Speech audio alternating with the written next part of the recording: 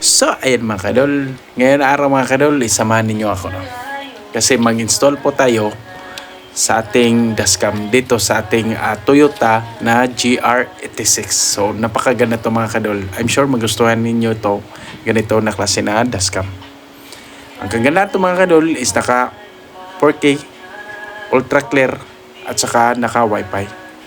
Meron din siyang apps control at saka naka GPS na tracking. Ano pa yung hanapin ninyo mga kadol, no? Lahat mga kadol na klase na dashcam, ito lang talaga yung dashcam na maliit pero napaka-clear. So tapusin mo itong video na to mga kadol para malaman ninyo kung paano nga ba install sa mga sasakyan ninyo o kahit ano pa dyan. Kasi mga kadol, itong dashcam na to is naka 12 volts lang po ito, no? Hindi siya naka 24. So 12 volts lang ito mga kadol. Remind ko lang niyo. So, maganda to mga kadol. Lalo na sa gabi mga kadol. So, napaka-clear talaga mga kadol. No? Maliit lang siya pero napaka-sulit yung ano ninyo mga kadol. Itong dashcam na to. So, kompleto na to mga kadol. Meron na din siyang tools. At saka meron din siyang mga harness. No? So, napakadali lang install to. So, dito mga kadol. Siyempre, ilagay natin dyan sa gitna, yan. So, napakaganda to mga kadol. Mamaya mga kadol, makita ninyo kung gaano talaga kaganda itong 4K natin na ultra clear. So, maliit lang to mga kadol, hindi siya sagabal talaga sa salamin natin. Kasi pangit naman yung malaki yung dashcam natin at saka medyo sagabal siya, no? So, ito mga kadol is maliit lang, no? Hindi talaga siya sagabal talaga sa ating, lalo na mag-drive natin mga kadol. So hindi siya sagabal. So dito mga kadol, yan. So nilagay na natin, no?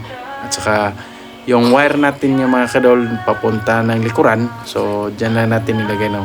So hindi ko lang na mga kadol na videoan kasi medyo matagal tayo, no? Baka matagalan tayo at saka mahaba masyado yung video. So explain ko lang sa inyo mga kadol yung pag-install nito.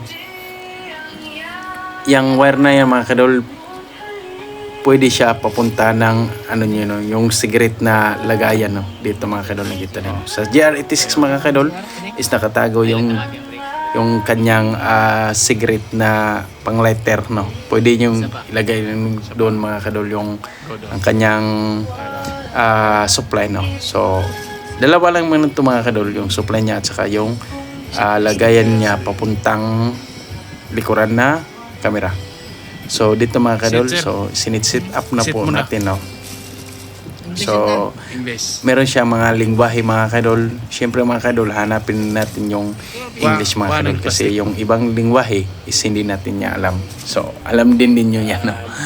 So meron siyang mga almost mga 10 na lingwahe mga kadol.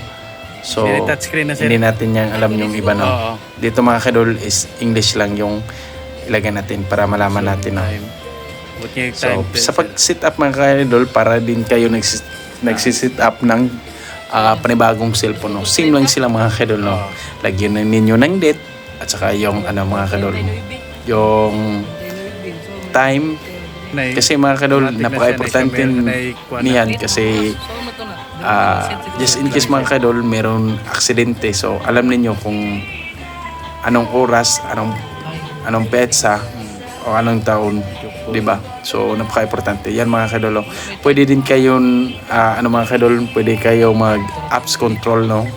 So meron siyang dito mga kadol QR code.